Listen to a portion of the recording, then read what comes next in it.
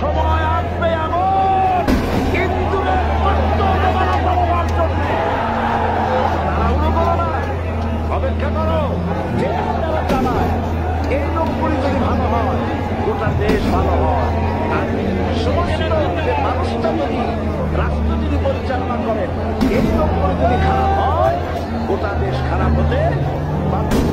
ওরা মনে করে এই ক্ষমতা থেকে আমাদেরকে কেউ নামাইতে পারবে না। স্বৈরাচারীরা তার পতনের সমস্ত ছিদ্র বন্ধ করে, কিন্তু একটা ছিদ্র বন্ধ করতে পারে না। মনের ভুলে সেই ছিদ্রটা থেকেই যায়, সেই ছিদ্র দিয়ে আসলে তার পতনটা হবে। ক্ষমতায় গিয়ে মনে করে চিরকাল ক্ষমতায় থাকবে।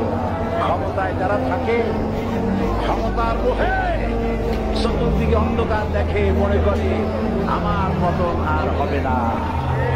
সুতরাং এই খবরে তোমার চাকা উপরে এখন আছে বলে, তোমার দলের চাকা উপরে আছে বলে যারা মানুষের উপরে জুলুম করছো, আলেমদেরকে ধরতেছ, মুসল্লিদেরকে ধরে ধরে জেলে ঢুকাচ্ছ, সময় আসবে এমন ইন্দুরের রক্ত পাওয়ার জন্য।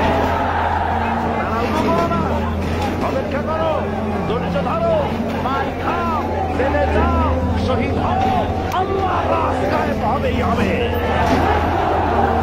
যারা ইসলামী শাসন চান, আল্লাহ দিনকে বিজয়ী দেখতে চান, তাদেরকে অসংখ্য মানুষকে পোড়াইদের মতো জেলখানায় পুড়ে পুড়ে মরতে হবে।